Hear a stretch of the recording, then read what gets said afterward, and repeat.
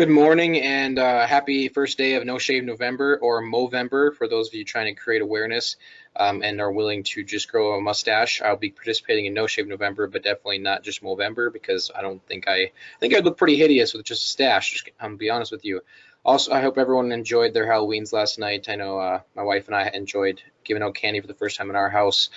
Today I am on for Money and Math. I am reading a story that titled "How Much is Enough to Retire" on www.kxnet.com.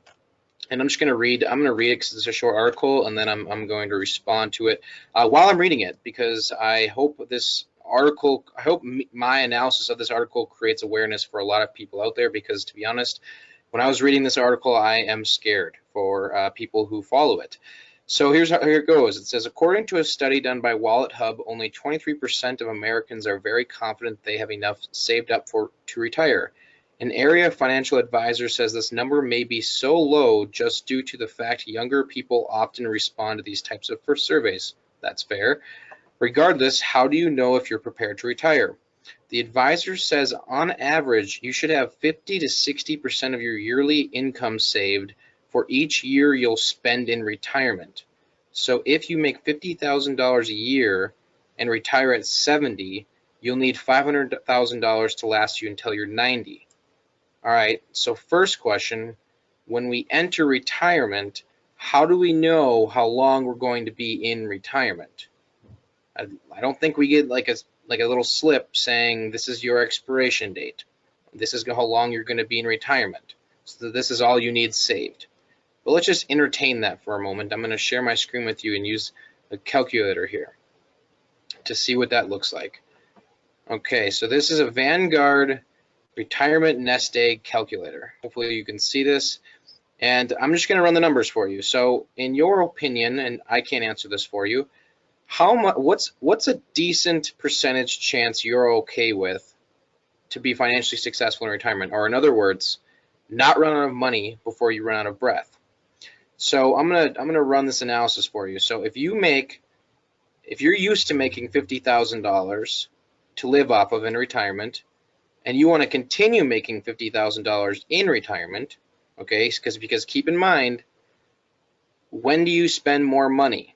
On days when you're at work all day, or on days when you're not at work, like a weekend or a vacation?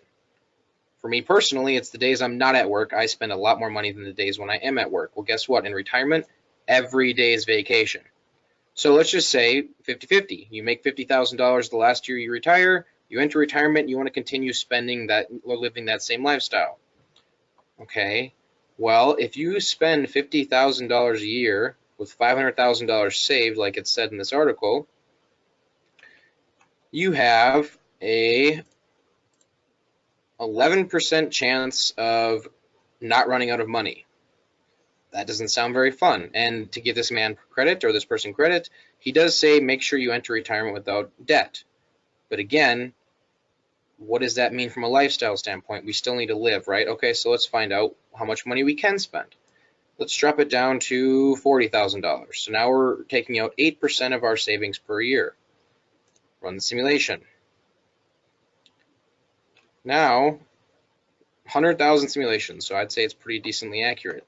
I'm guessing it's based off of historical averages. We'd have to contact Vanguard directly to know exactly how they do the calculator. Now you have a 40% chance, 41% chance of not running out of money. I personally would still not be comfortable with that.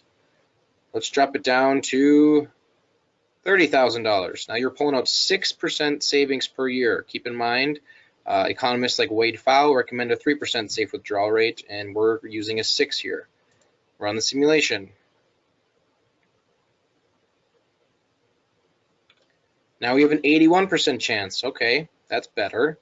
Are you comfortable with an 80% chance of success over 20 years? I don't know that I am, but that's up to you to decide. And do you think spending $3,000 a year is enough? I guess that hopefully you have all your debts paid off and you don't want to travel too much. But okay, and now you're saying, maybe you're thinking, you know what, Drew, you're very conservative. You only have 50% invested in stocks and 45% in bonds and cash. All right, so what if we change that? I'll make it more aggressive, which keep in mind, the more aggressive we invest our money, the more likely we are to fail. Go up to 80%. stocks, which gives us higher chance for growth. It also gives us higher chance for failure. So now you only have an 80% chance. That actually dropped our percent chance of success. So I'm going to put it back to 50.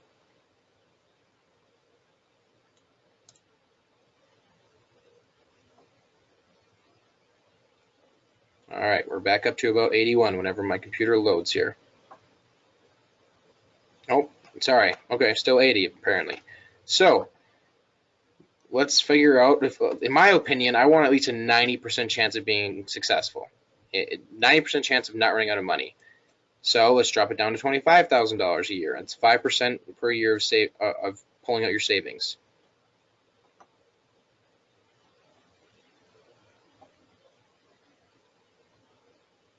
Great. Now we're at 93. So according to this math, if you know for sure you're only going to live 20 years in retirement, and you can live off of $25,000 a year, you'll have about a 93% chance of not running out of money. Not bad, I guess. But what we have to also understand is, what about inflation? Can we all agree nothing today costs the same as it did 20 years ago? So if we look at 20% inflation, $25,000 in 20 years is equal to $45,000.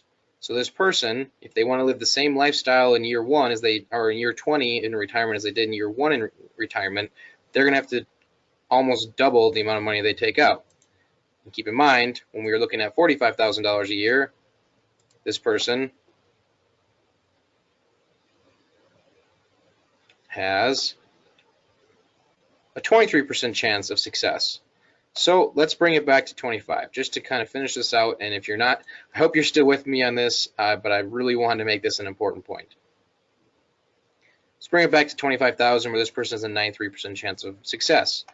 Okay, now what if they live longer? What if they're healthy and they live longer into retirement? They retired at 50 and they lived to 75. Not that hard to imagine, 25 years in retirement. Well, that 93% chance of not running or of keeping your money now drops to 84. What if you retire at 60 and live to 90? That's 30 years. That 93% chance drops to 84, and then it drops to 75% chance. So are you comfortable with that? So that's something extremely important to keep in mind when you're thinking about things like this. But we also have to ask ourselves, is that income before tax, after tax? How is it taxed? Because $25,000 before taxes is a heck of a lot different than $25,000 after taxes. We also there's also going to be Social Security and things like that. So the whole point of this discussion that I want to really impress upon people is we have to, oh, there's the video. Sorry for the background noise, but if you want to watch the video, you can log on there later or follow the links that I'll include. But the whole point of this discussion that I want to make sure we're aware of is it's extremely, extremely important when you're planning for your retirement not to just focus on how big is the nest egg. How much money do you have in there? Like $500,000 in this example, or 50% to 60% of your yearly income for how long you'll be in retirement, which is a bunch of variables.